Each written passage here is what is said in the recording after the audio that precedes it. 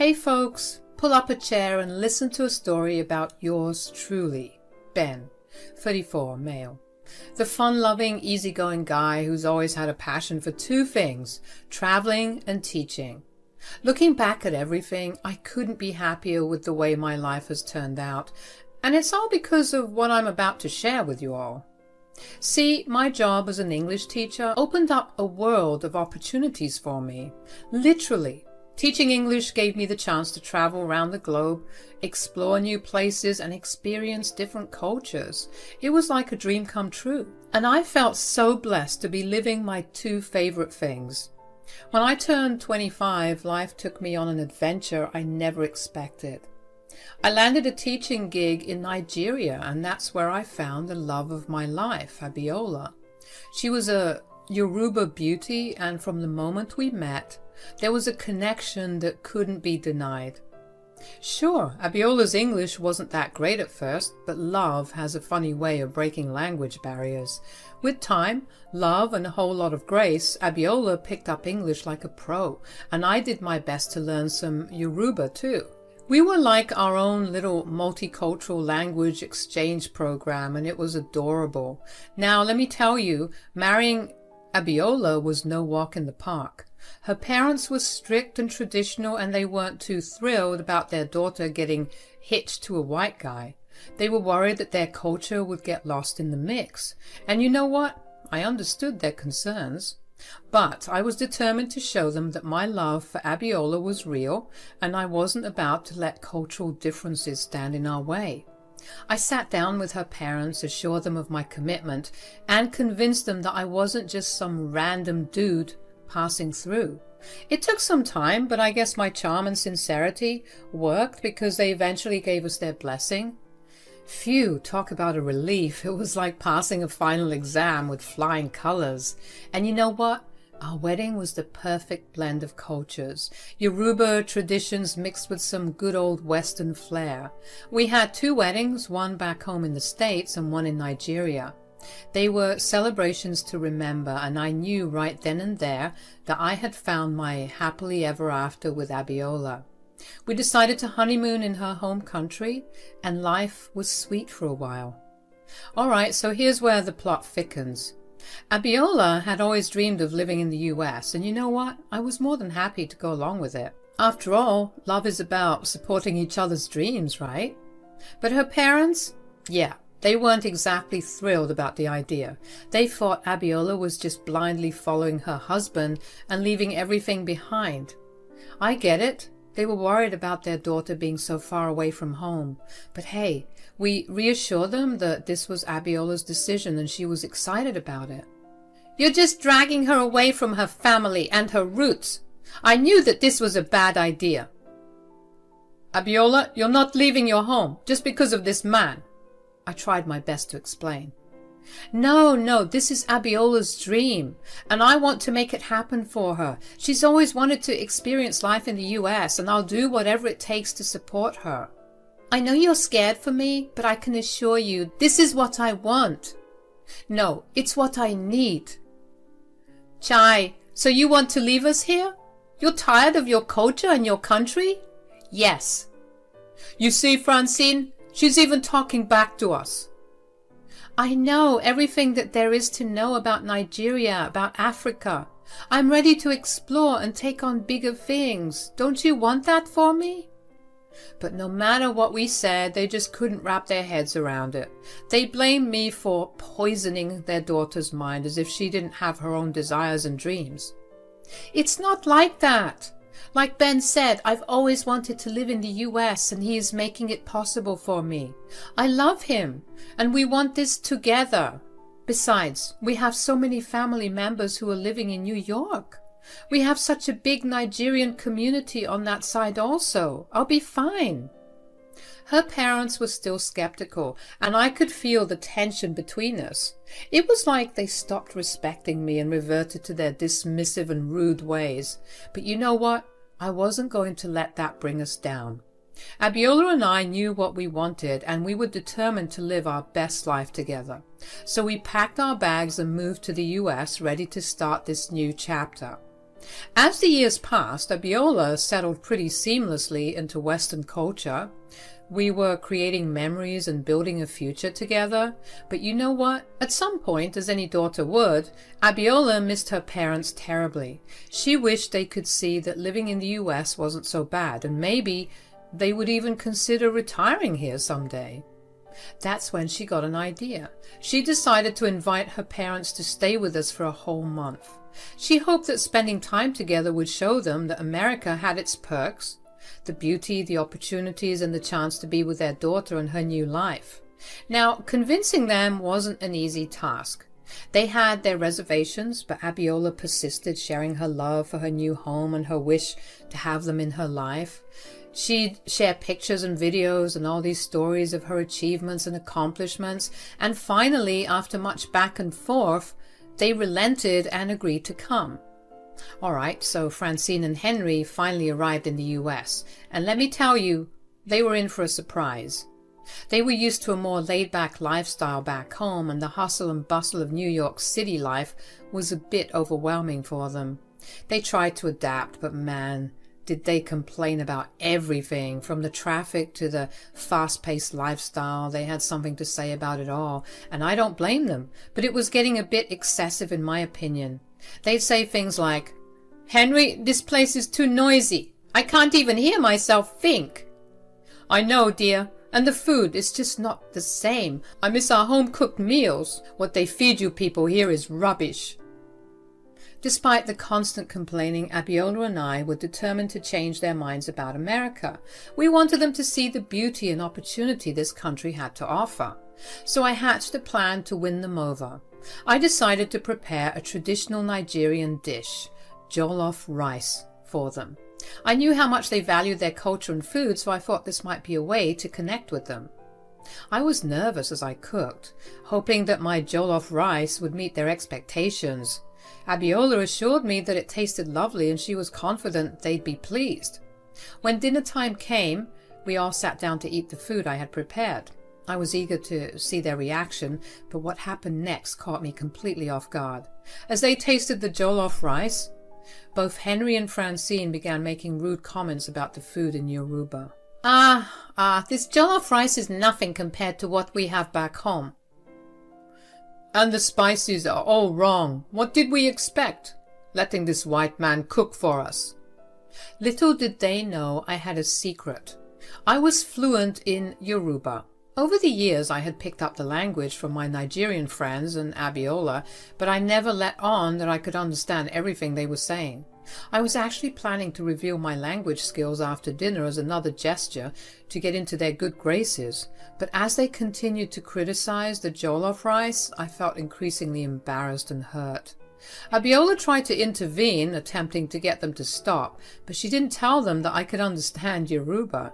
She didn't even get the chance to, because they kept on disgracing and demeaning me, not knowing that I could understand every word. "This chicken isn't even cooked properly." "Oh, Abiola, you have to come back home. This is not okay." "Mom, Dad, please stop. You don't know that Ben can hear." "Oya, stop defending this man. I knew we made a mistake letting you come here. You said that America would be filled with wonder and adventure. But what is this nonsense?" It was like a punch to the gut, hearing them insult me and America like that. I had tried so hard to win their approval and show them that I loved their daughter, but it seemed like nothing I did was ever good enough for them. As dinner ended, I excused myself, feeling the weight of their words heavy on my heart. Abiola followed me, knowing that I wasn't okay. "Babe, are you okay?" I couldn't hold it any longer. They were insulting me, Abiola. They didn't like my jollof rice, and they were saying all kinds of mean things about me. "I know, babe. I was there. I'm so sorry about everything. I genuinely thought that they'd be more receptive since we haven't seen them in so long. But I was wrong. I should have told them you understand Yoruba." "It's not your fault. I mean, how could you even get a word in? I just wanted to impress them, you know. Show them that I love you and respect your culture." Abiola kissed my forehead, her eyes filled with love. I love you, and that shouldn't have happened to you. Your jollof was amazing. Don't listen to anything they say. I'm going to tell them that you could understand every word. Then they'll be sorry. And that's when it hit me. Actually, babe, wait. Don't tell them. What? Why not? Well, because I have a trick up my sleeve. I'm going to get your parents to respect me one way or another. The next day, I decided to approach Francine and Henry again. I knew I couldn't let their hurtful comments get the best of me. With a deep breath, I went up to them, putting on a smile despite the pain in my heart. Hey, guys. Yes, my son? What is it? I wanted to apologize for the jollof rice last night. I could tell from your expressions that it wasn't up to your standards. I said, trying my best to conceal the fact that I understood everything they had said in Yoruba. Francine and Henry seemed slightly taken aback by my apology, perhaps feeling a twinge of remorse, but their remorse was brief and they quickly backslid to their rude and dismissive behavior. Well, you certainly have a lot to learn about our food. I swear, and after all these years, you'd think that you'd learn a thing or two about Nigeria. It's disappointing, really. But let's not dwell on that. Ben, you need to convince Abiola to come back to Nigeria with us. This place isn't right for her. I looked at them, standing my ground. I can't convince Abiola to leave the life she loves here. We are building a life together in the US and she's happy here. They scoffed, clearly not willing to budge, but I had one last trick up my sleeve to show them that America was a lovely place. I took a deep breath and revealed my plan. I'm hosting an event for Nigerians in the area, including some of Abiola's cousins and aunties, as well as other Nigerians within the community here in Brooklyn. Francine and Henry seemed intrigued by the idea. An event with other Nigerians? That might be nice. Yes, maybe seeing others from our community will lift our spirits. I went on to explain that the event would be a celebration of Nigerian culture, with music, dance, and delicious Nigerian food. They beamed at this, but they didn't know what else I had in store for them. Abiola's cousins, friends, and aunties arrived, embracing us with love and warmth. Seeing her reconnect with her family brought tears to my eyes. I was so proud of the woman I married and the community she came from. Some of my Nigerian friends pulled up as well, and we were all having a blast. Francine and Henry seemed to be enjoying themselves as well, immersing themselves in the rich culture that surrounded them. They chatted with other Nigerians, sharing stories and laughter. At this point, the event was in full swing and the atmosphere was electric. People had brought a plethora of mouth-watering Nigerian dishes, filling the air with delightful aromas. The dance floor was alive with vibrant moves and the laughter echoed through the room. I watched from time to time and I could see that both Henry and Francine, as much as they were engaging with the community, tried to keep to themselves for the most part. They were in the corner at times, pointing at people and talking crap, no doubt. As the night wore on, I felt the right moment approaching. I wanted to address the crowd and speak my heart out. With a deep breath, I made my way to the podium. Thank you everyone for coming to this celebration. I'm honored to be part of this lovely community. I want to especially thank my wife, Abiola, for everything that she's done for me and this community. The crowd oohed and awed at my words, and I found my wife blushing from the embarrassment. She mouthed an "I love you," and I blew her a kiss. And then the time came for my surprise. Unfortunately, the same cannot be said for her parents. The crowd gasped and they began to look around, trying to figure out where the culprits were standing, and all eyes turned to Francine and Henry. The look of utter shock on their faces was priceless, and Abiola couldn't help but stifle a laugh. In Yoruba, I began to address my in-law, speaking from the heart. I acknowledged that they had been dismissive and disrespectful to me, despite my efforts to be the perfect son-in-law. I've tried my best to be a part of your family, to show you respect and love, but it seems you are determined to remain distant and unaccepting of me. I revealed a truth that surprised everyone. The jollof rice they were enjoying so much tonight was the same one I had prepared for them a week ago, the same one they had hated. I wanted to show them that their disapproval wasn't about the food, it was about me. People in this community have praised my jollof, and yet you couldn't find it in your hearts to appreciate it when it came from me. I continued, my voice tinged with a mix of frustration and disappointment. The crowd gasped in disbelief, and the murmurs spread like wildfire. People began praising my cooking skills and commending my integration into the Nigerian culture, utterly shocked at Francine and Henry's unfounded disapproval. I don't need to vie for your attention or affection anymore. I just wanted to let you know that I am worthy of your daughter, even if you don't see it, and I will continue to be worthy of her because I love her, truly. The applause from the crowd was thunderous, drowning out any disapproval from my in-laws. People recognized the love I had for Abiola and the effort I had put into embracing their culture. Francine and Henry looked taken aback, perhaps realizing the consequences of their actions. Abiola stood by my side, her hand in mine, showing her unwavering support. Francine couldn't contain her surprise and blurted out, How is this possible?" She looked flustered and her eyes darted around the room searching for answers, but she was just met with judgmental faces. Serves her right. Meanwhile, Henry, still taken aback, was unsure of how to react. He quickly tried to save face by grabbing Francine's hand and dragging her out of the venue. They both left in a hurry, looking extremely embarrassed. The rest of the guests, including Abiola and me, continued to dance the night away, enjoying the lively atmosphere. The room was filled with joy and celebration, and many of our friends commended me for my fluency in Yoruba. "Ben, you're amazing. I had no idea you could speak Yoruba so well."